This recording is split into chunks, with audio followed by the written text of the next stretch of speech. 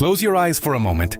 Imagine a sky so dark, so violent, that ancient people had no words to explain it. Thunder cracking across the heavens, lightning splitting mountains in half, rain pouring like the gods themselves were weeping. They needed an answer, and that answer was Thor. Long before Marvel made him a superhero with a cape and a hammer, long before Chris Hemsworth gave him abs and charm, Thor was real, at least real to millions of people across Scandinavia, Germany, and Northern Europe for over 1,000 years. He wasn't just a character in a story. He was a god they prayed to, a god they feared, a god they trusted with their lives. Viking warriors would carve his symbol before going to battle. Farmers would call his name before planting crops. Women would wear his hammer around their necks, the same way people wear a cross today. Thor was not fiction to them, Thor was survival. Now let's talk about Mjolnir, his legendary hammer. In Norse mythology, this wasn't just a weapon.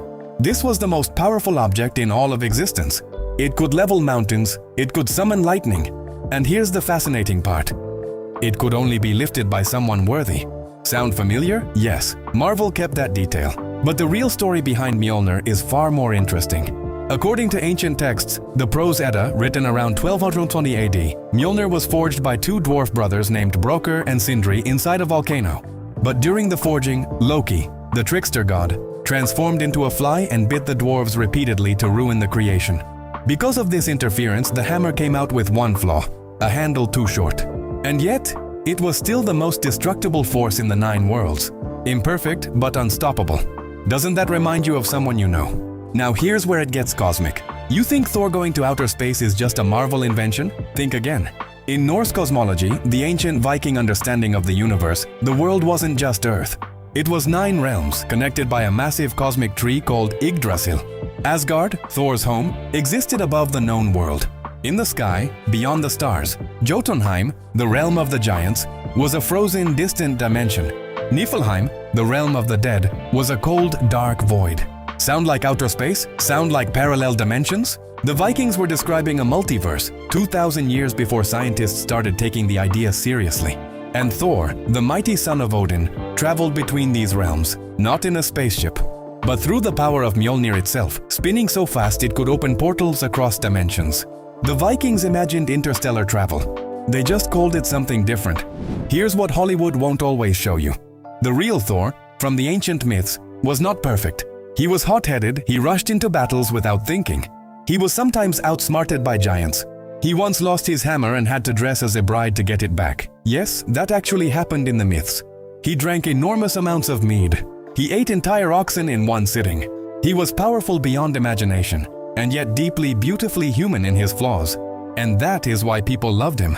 Not because he was perfect, but because he kept showing up, no matter what. Giants tried to trick him. He showed up.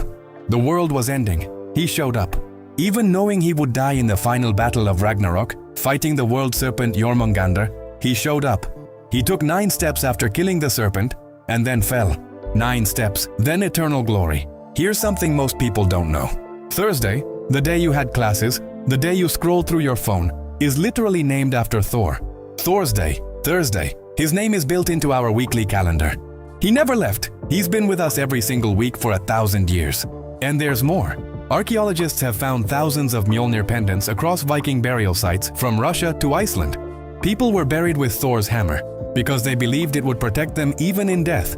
NASA even named a real space mission concept after Norse mythology. The James Webb Space Telescope peers into realms of the universe that the Vikings would have called the Outer Realms, the space beyond Asgard. We are still looking for what the Vikings imagined. We just use telescopes instead of myths. So the next time you see Thor on screen, flying through space, lifting his hammer, saving the universe, remember this. Somewhere 1,000 years ago, a Viking farmer looked up at a lightning storm, trembling with fear and wonder, and whispered a name into the thunder. Thor. And in that moment, in that one act of imagination and faith, humanity created something that would live forever. Not just a god, a story that never dies. Because the greatest superheroes were never invented by Hollywood.